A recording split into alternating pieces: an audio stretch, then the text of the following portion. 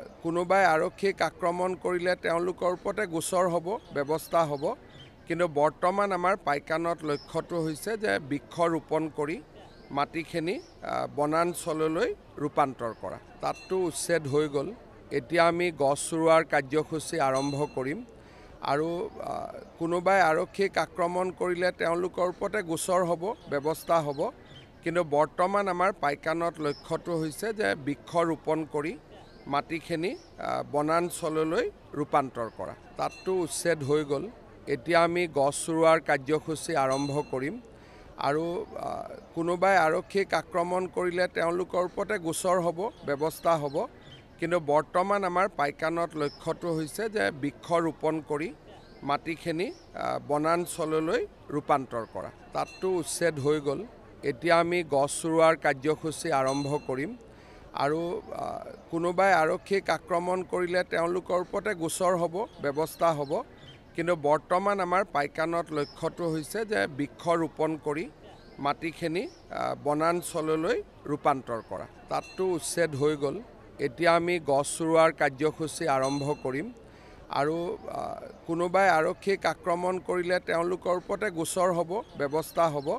কিন্তু বৰ্তমান আমাৰ পাইকানত লক্ষ্যটো হৈছে যে বৃক্ষ ৰোপণ কৰি মাটিখিনি বনাঞ্চললৈ ৰূপান্তৰ কৰা। তাততো উচ্ছেদ হৈ গ'ল।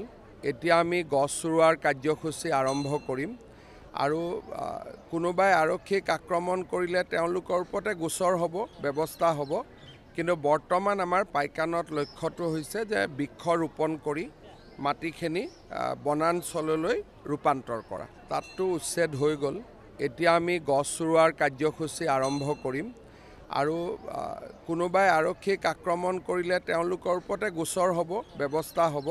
কিন্তু বৰ্তমান আমাৰ পাইকানত লক্ষ্যটো হৈছে যে বৃক্ষ ৰোপণ কৰি মাটিখিনি বনাঞ্চললৈ ৰূপান্তৰ কৰা। তাততো উচ্ছেদ হৈ গ'ল। এতিয়া আমি গছ ৰোৱাৰ কাৰ্যসূচী আৰম্ভ কৰিম আৰু কোনোবাই আৰক্ষীক আক্ৰমণ কৰিলে তেওঁলোকৰ ওপৰতে গোচৰ হ'ব, ব্যৱস্থা হ'ব। কিন্তু বৰ্তমান আমাৰ পাইকানত লক্ষ্যটো হৈছে যে বৃক্ষ ৰোপণ কৰি মাটিখিনি বনাঞ্চললৈ ৰূপান্তৰ কৰা। তাততো উচ্ছেদ হৈ গ'ল। এতিয়া আমি গছ ৰোৱাৰ কাৰ্যসূচী আৰম্ভ কৰিম আৰু কোনোবাই আৰক্ষীক আক্ৰমণ কৰিলে তেওঁলোকৰ ওপৰতে গোচৰ হ'ব, ব্যৱস্থা হ'ব। কিন্তু বৰ্তমান আমাৰ পাইকানত লক্ষ্যটো হৈছে যে বৃক্ষ ৰোপণ কৰি মাটিখিনি বনাঞ্চললৈ ৰূপান্তৰ কৰা। তাততো উচ্ছেদ হৈ গ'ল। এতিয়া আমি গছ ৰোৱাৰ কাৰ্যসূচী আৰম্ভ কৰিম আৰু কোনোবাই আৰক্ষীক আক্ৰমণ কৰিলে তেওঁলোকৰ ওপৰতে গোচৰ হ'ব, ব্যৱস্থা হ'ব।